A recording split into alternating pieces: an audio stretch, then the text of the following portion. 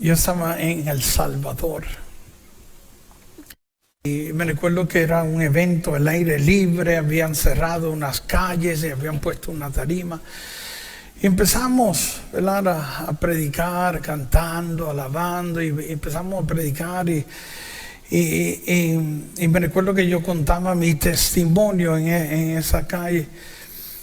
Y habían traído un sacerdote no vidente. Y él también empezó a escuchar, ¿verdad?, mi testimonio. Y empezó a escuchar, ¿verdad?, cómo Dios me había sanado a mí, porque hubo momentos donde yo perdí mi vista también en mi historia, ¿verdad?, de sanación. Y recuperé mi vista. Dios sanó mis ojos. Y él también, ¿verdad?, furioso, enojado, decía, no, ¿cómo puede ser? Mira lo que está hablando de él, ¿cómo es que él está contando testimonio y él no es nadie? Decía él entre él, ¿verdad? Yo, sin embargo, soy sacerdote, soy un presbítero y entregué mi vida al servicio del Señor y ¿cómo es que aquí estoy ciego y ese que está allá arriba, ya el Señor lo sanó? Imposible, ¿verdad? Y estaba furioso y se quería ir.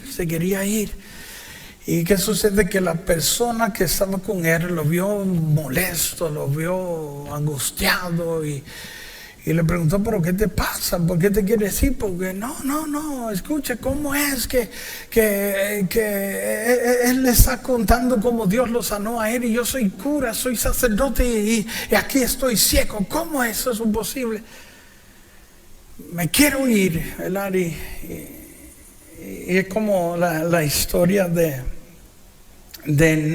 Naamán, aquel general que tenía lepra y porque el profeta no lo quiso atender personalmente y porque lo envió a sumergirse en un río sucio 7 veces, pues se indignó y dijo, ¿por qué? Porque habiendo ríos más cerca donde yo vivía mejores, más limpio que ¿por qué no me pude sumergir ahí? ¿Por qué tuve que venir hasta aquí tan lejos? ¿Y por qué 7 veces?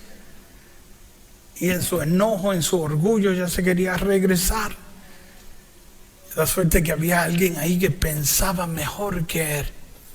Y le dice, Señor, si te hubiese pedido hacer algo más difícil, no lo hubieses hecho. Y si con hacerlo recobras tu salud, sales sano, no valió la pena. Y despertó él de todo ese sentimiento de carne que pues le iba a robar lo que Dios quería hacer con él. Y lo hizo, se metió en ese río sucio y se sumergió 7 veces y cuando salió la vez, toda la lepra que tenía en su cuerpo desapareció.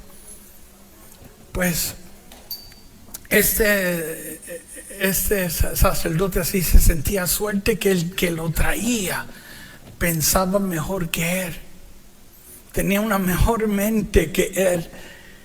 Y le dice, ¿sabes? Lo que está pasando es que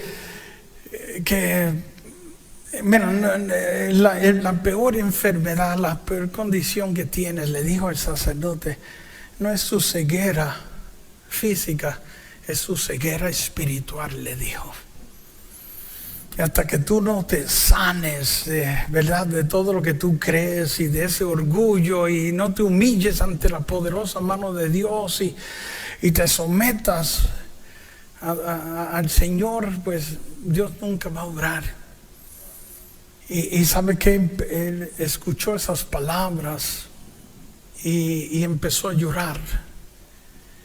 Y cuando uno es no vidente, los otros sentidos tienen como más fuerza y lo que tú escuchas pues tiene más efecto, ¿verdad? Porque a veces cuando tenemos todos los sentidos, vemos, escuchamos, sentimos, pues fácilmente la atención nuestra se puede ¿verdad? Regar, pero cuando esos sentidos van desapareciendo, que solo tienes uno trabajando, entonces él no podía ver, pero escuchó todo lo que le dijo esta persona y eso entró en él.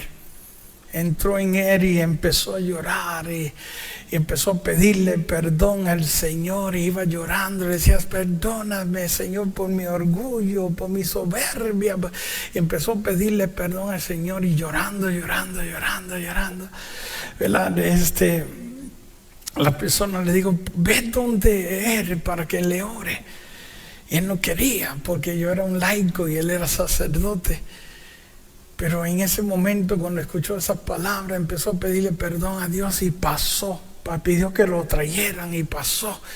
Y cuando llegó ahí, lo que salió de su boca era diciéndome, perdóname, hermano, ni perdóname. Y yo le dije, ¿de qué? Yo, no hay que perdonar nada. ¿De qué? Yo ni sabía, porque me estaba pidiendo perdón, no sabía. Pero pidió que le orara, y cuando oramos por él, cuando dejó de llorar, que abrió sus ojos, su vista había regresado, para la gloria del Señor. Amén.